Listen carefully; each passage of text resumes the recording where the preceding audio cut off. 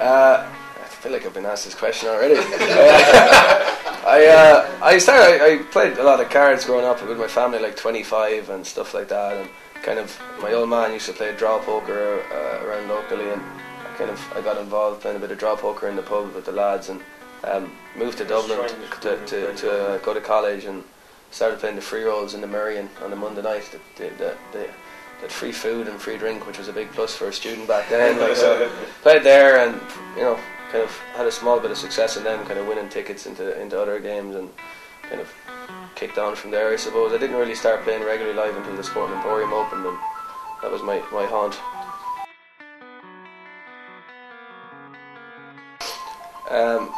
It's not really a win, but I didn't win it, but 2007 Irish Open, I qualified online for like 11 bucks, and I went on to finish through series of bad play. I went on to finish 35th for 10 grand. I can tell you a bad bit. No, I won't.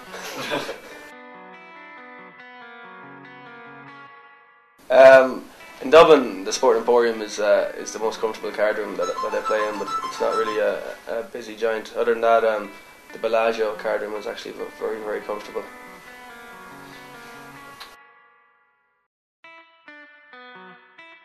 Marty Smith, obviously. Money is a way of keeping score, and he's a long way ahead in that stakes lately. Yeah. On a more local level, for those that play regularly, I suppose Tony Cooney's been killing the big game in the Fitzwilliam Club for as long as it's been in existence, and he's probably the best regular live player there is in the country.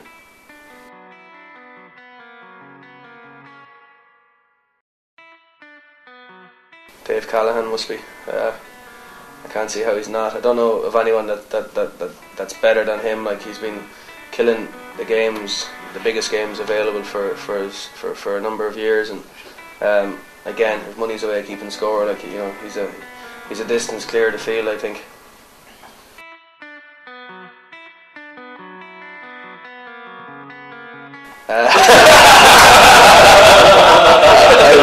I'd have to get back to you in case he's here.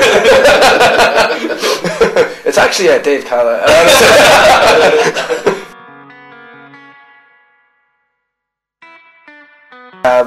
Jesus. Actually, him. I don't know.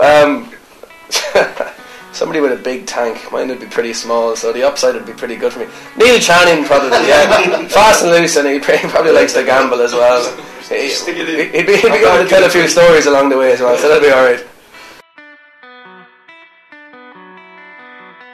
Poker. I'd much rather wake up winning 1,000 than have a sore head.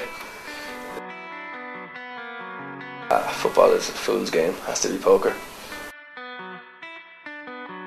Jeez, I'm not very good at either. We'll take the latter though on this occasion.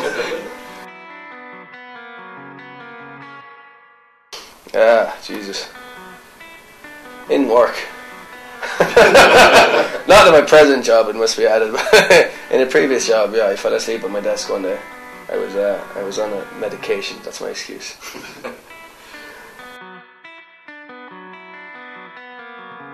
Yeah, I'd have to be Brad Pitt.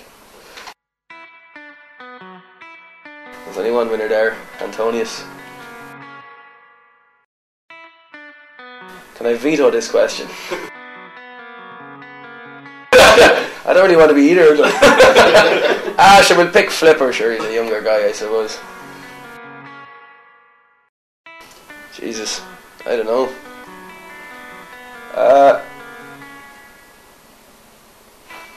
Jesus, I don't know. Why would I want to be either of those guys? Because I'm both. I'm both, aren't I? You're not very good at either.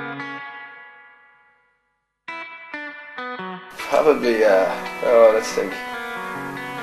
I don't know, I read a really cool book lately about Stu Unger, and I don't know anything about him other than what I've, obviously, stories of legend, but I read a pretty cool book by Nolan Dalla about him lately, and it certainly struck me that he was a bit of a waste of talent.